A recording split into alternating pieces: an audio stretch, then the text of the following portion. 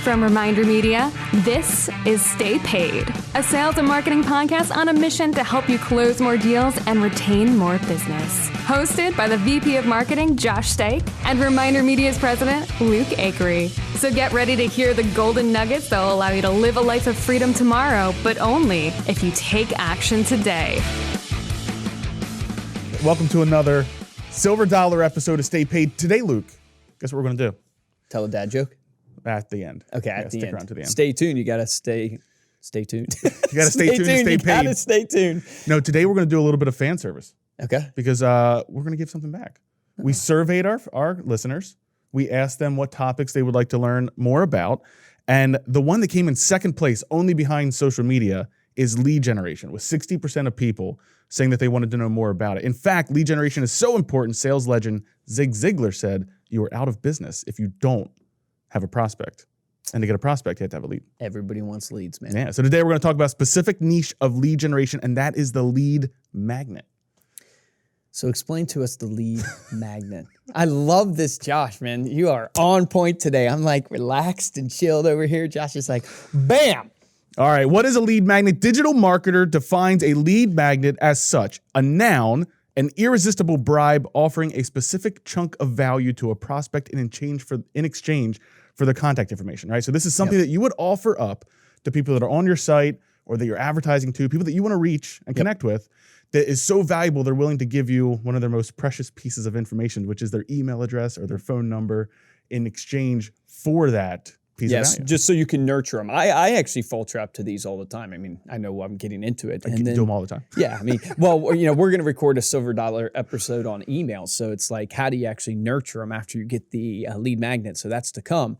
But it is a super effective way. We do it ourselves. We do it in ways, I think one of the most important things to understand about the lead magnet is a lot of times these people aren't necessarily ready to buy, but it depends what your lead magnet is. But it's an effective way for us to really build our email list and nurture. And then when we have a campaign like this weekend coming up, which is going to be passed probably after we release this episode, but we now can hit all these people with a promo for our product and all that good stuff. Yeah, no, I mean, so the important thing about the lead magnet, obviously, number one, it has to have value. Number two, it doesn't mean that they're automatically a prospect. Right. This doesn't mean that this person is automatically ready to buy. It gives you some ability to judge the intent or where they're at in their purchasing process, depending on what business you're in. Like if you're in real estate and you're offering up a lead magnet that's like a free guide to buying your first home, well, that gives you some idea of where they're at, or that this person is downloading it for someone who is a first-time home buyer. But it doesn't automatically, it's not as strong as what we would consider like a middle of funnel lead for us would be if someone downloads a sample of our product. So relate that to your business. If someone downloads a sample of our product, that tells us, okay, they're in the consideration phase, right? They're thinking about the product. They know now about the product. They know what we offer. That's whenever we call them and start to talk about, is it right for your business? The top of funnel and the lead magnet is typically going to be a little bit more softer from the standpoint of, this is where your email marketing comes in. This is where your nurture stream comes in. This is where your soft phone calls come in. Hey, I saw that you downloaded a guide on buying your first home. I just had a curiosity. That's really hard for salespeople because we just want to go in for the kill every time you want to go in for the close. Well, you can. Well, you don't have a lot of success when you do it for lead magnets. Tell them about our printables because that's, I think, a really good kind of window into our, lead that we get when we actually give out a magazine or someone requests a sample. We know kind of where they're at. But then we have these other printables we do that we allow people to download. Sometimes they don't have to put in information, but most of the time, so we do a ton of printables, and these are really cool because a lot of times they're things that you can use to give out to your clients. So we have one that is a card that says, "Have I told you recently how much I appreciate referrals," or something like that. And it's Reese's Pieces. And then you stick a Reese's Pieces or Reese's peanut butter cup to it. And that's a great thing that you can do for Popeyes. And we've had people that have commented and let us know that they've gotten business. We had someone comment on our Facebook ad. It was amazing. Just the other day that they got a listing that sold because they handed them out one of these printables. And they're things that you can print out at home. So that's something that we use. And it more or less lets us know, okay, this person's in real estate or in financial services, because we have financial printables as well. They also value the physical gift or the physical item of value to hand out to a client. They value following up with clients. So now we know these things about this person because they downloaded that took the time to print and them now out we know and how to use them. nurture them. And now we know how to nurture them, how to relate our product But to what they do. the key point there too is that we're giving something of value with nothing in return. All we're asking in return is just for your information, and we give you this free piece of value there. Yeah. I mean, it's been super successful for us. So how to use them, right? So we're going to talk a little bit about how to use them. Let's say you have some lead magnets created. We're going to go over some more specific examples of lead magnets too in this in the episode. But what you want to do in order to use them, it's basically how are you getting traffic to this resource? Yes. Right. So first thing is to make sure that you have a landing page. You want to have a landing page that has a single purpose. The only purpose of this landing page, I want to reiterate this, is to get them to download this resource. Yes. So you don't want to put a lead magnet on your homepage because there's so many different places that someone can go. There's so many different reasons why someone would enter your homepage, right? You want to make sure that you have a dedicated landing page for people to download. And then you can send an email to direct people to this. You can run Facebook ads. You can run LinkedIn ads. LinkedIn ads are really great places for lead magnets because people are there with an educational mindset. Yeah, right. So if they're more in the you're presenting business something mindset, of education, other things that you can do would be like a welcome mat. Now this gets a little bit more technical, but if you're running your own website, you can do a welcome mat. What that is once you come to a web page, if you've ever seen sort of a screen slide down, and offer a free item of value, that would be called a welcome mat. You can also do exit intent. Yes. So these are one of the most annoying things. I'm going to admit, I absolutely hate these things, but they do get me. And I've downloaded some great free resources from this. When someone moves their mouse outside of the active browser window, like moves it up to a tab, it pops up a little modal and it offers the item of value there. And so that would be called an Have we had intent. a ton of success with our exit? We've had a ton of success, and it irritates me. I was wondering that. I felt we had looking at it, like looking at the numbers. No, this is one of those scenarios where like the team proved me wrong. Yeah. Because I'm like, I don't like those things. I don't want to put them on our site, and like, let's try it. And I gave it. Well, I and think I'm glad I think clients are impulsive by nature. That's why you go to the grocery store and you have all those items there in the checkout line. It's that type of stuff. But one of the things I will point out also on the landing page is the classic temptation is to try to overload it with information and try. It's almost like in sales, you don't want to oversell. You don't want, you got to know when to shut up. With your landing page, it's almost like you have to keep it so simple. And the best advice I got was from Dan, our marketing director, of they shouldn't even have to use brain power to know what you're telling them to do. Right. Like it should just be so apparent what you're telling them to do that they shouldn't even have to even think. Like they shouldn't even process that they're reading something right now to tell them what to do. It should be that simple and that clean. Yeah, there's a great book called Don't Make Me Think, and it's all about web design, and that's exactly the same thing that it talks about is don't make your users think. All right, so what are some ideas for different types? We're going to go through a couple here. Some of these were pulled from Digital Marketer. Others are just pulled from what we've done in our own business. But the first one, probably the biggest one that we've seen and we've used is a guide, a report, or an ebook. So this would be an ebook would be something that you would write. And now you can hire someone to do your entire ebook, but what I would say is take whatever knowledge you have on a subject matter that you want to get out to people. Jay Baer talked about this in episode 151, where he talked about one of his clients, and as a real estate agent, wrote an entire book about how to sell a house on your own.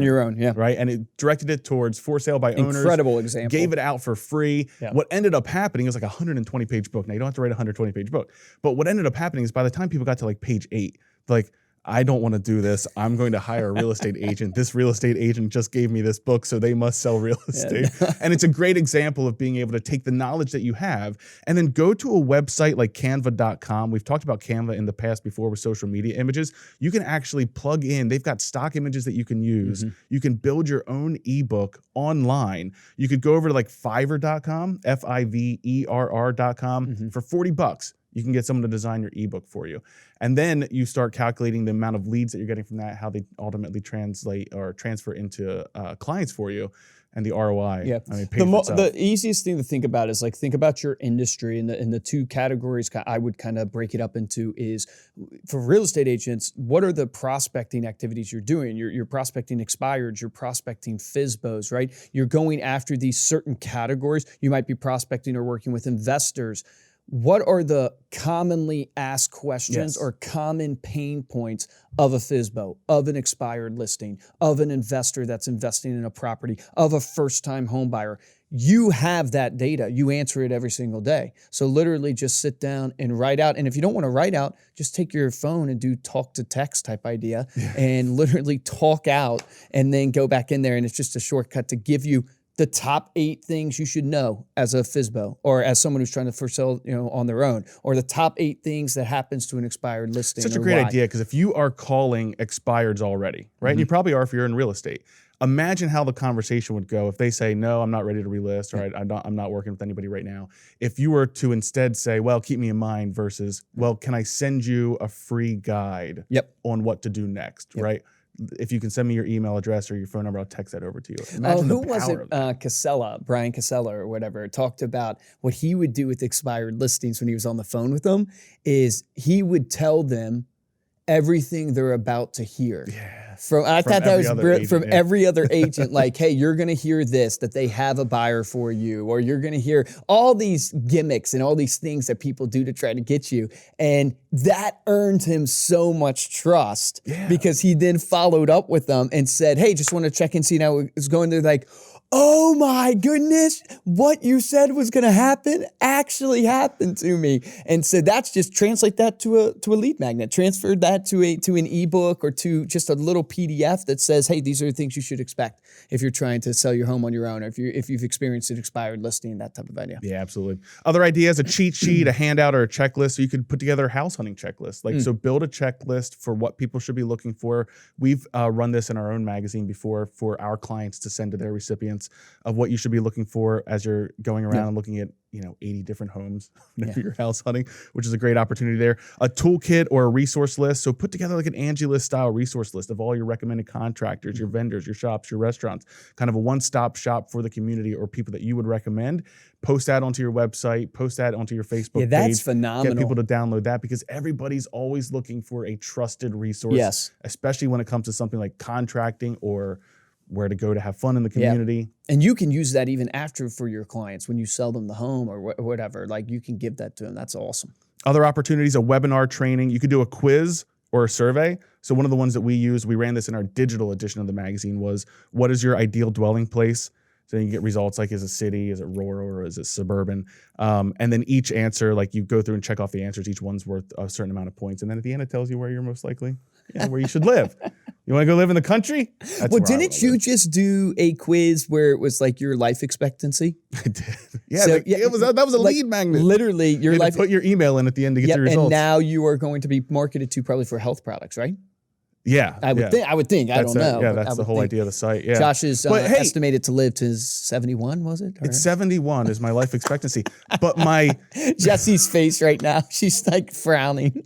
I have one more year. It also measures like healthy years. I have one more year of healthy year, and then my life, but my potential is over 100. Like, I can live to 100 years old. I just have to be less. I said something like, be less angry. I think it was one of the. As you're saying this, I'm just like, this stuff is not true. But you filled it out. It was a quiz that enticed you to fill it out. They got your email address. Now they know you're into health-based stuff, and they can market to you for healthy living. Another idea would be like some sort of assessment, like, so you could put together a calculator, something. What could you afford? What type of house? Yes. What mortgage calculators are super popular, and you can use Zillows. I think you can put it on your site pretty easy. Yeah. So those are some ideas on different types of lead magnets. That's how you would use a lead magnet. And then all the way back to the beginning, that's what a lead magnet is. Yeah. So to get your very own free lead magnet that Reminder Media is giving to you, Stay Paid Podcast is giving this to you, go to remindermedia.com/lead magnet. I'm trying to find the applause. I can't find it. Oh, there we go.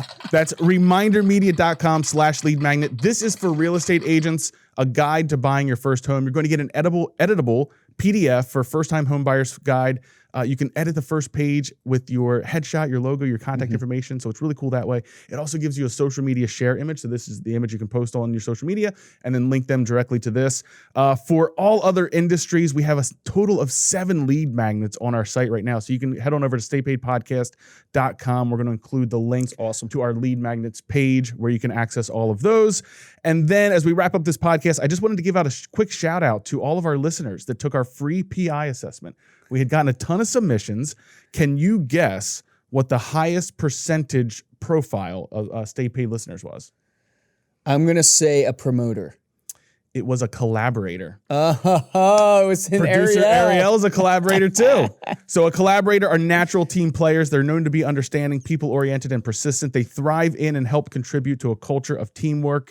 And their strategic, data-driven approach to building teams is what helps organizations win. So, man, we got some Can I just point something strong out? team players listening. We are lead magneting you with lead magnets.